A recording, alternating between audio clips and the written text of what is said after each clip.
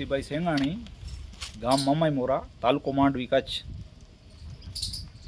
છેલ્લા 4 થી 5 વર્ષથી હું પ્રાકૃતિક ખેતી કરું છું ને મને એની પ્રેરણા મળી હતી આત્મા ગ્રુપ તરફથી.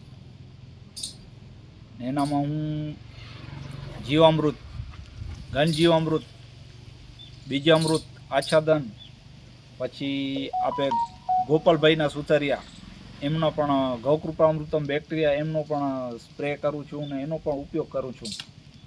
મને આનામાં બહુ સારું એવું લાગે છે ને આ મારી આ 4 એકડવાળી છે એનામાં એનો જ ઉપયોગ કરું છું. બીજું કેમિકલ નથી વાપરતો. તો મને એવું સારું પરિણામ મળે છે એટલે મને બહુ આનંદ છે આનામાં. બીજું કાંઈ વાપરવાની જરૂર પડતી નથી મને. ને આ પોતે જ બનાવ્યું છે. આ ઘન જીવામૃત બનાવવા માટેની તૈયારી છે. આના ઉપર જીવામૃતનો સ્પ્રે નાખી અને આને રાખીશ અને એ વાપરવાથી બીજું કાંઈ કાર્બન કે બીજું અલગથી નાખવાની જરૂર પડતી નથી જમીનમાં. ને આમાં એ જ વાપરું છું હું. જુનાગઢ યુનિવર્સિટીથી અમને પ્રાકૃતિક ખેતીની માહિતી મળેલી. એના તરફથી અમે આચ્છાદન માટે આ મકાઈ કરેલી છે. આનામાં કાંઈ યુરિયા, ડીએપી, પેસ્ટિસાઇડ કાંઈ ઉપયોગ કરેલ નથી. જીવામૃત, ઘનજીવામૃતનો જ ઉપયોગ કરેલ છે. આ ગૌકૃપામૃતમ બેક્ટેરિયાનું દ્રાવણ બનાવેલ છે. અને આપણે પિયતમાં આપવાથી યુરિયા, ડીએપીનો પણ વિકલ્પ પૂરો કરે છે અને ઉપરથી સ્પ્રે કરવાથી સારું પરિણામ મળે છે. જેમ કે કેમિકલ ઉપરથી સ્પ્રે કરવાની જરૂર પડતી નથી. બધા કીટકો આનાથી દૂર નીકળી જાય છે.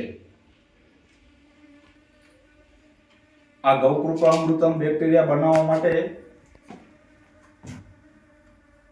2 કિલો ગોળ, 2 લીટર ગાયની છાશ અને 1 લીટર આ ગૌકૃપામૃતમનું દ્રાવણ અને 200 લીટર પાણી એનું મેળવણ નાખી અને તમારે 6 થી 7 દિવસમાં તૈયાર થઈ જાય છે. અને એનો સંગ્રહ તમારે 30 દિવસ સુધી કરી શકો છો.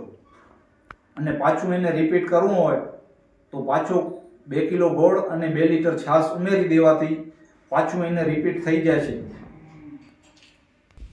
પ્રાકૃતિક ખેતીથી બધો સારો એવો પેદાશ થાય છે અને ખર્ચ પણ બહુ ઓછો થાય છે.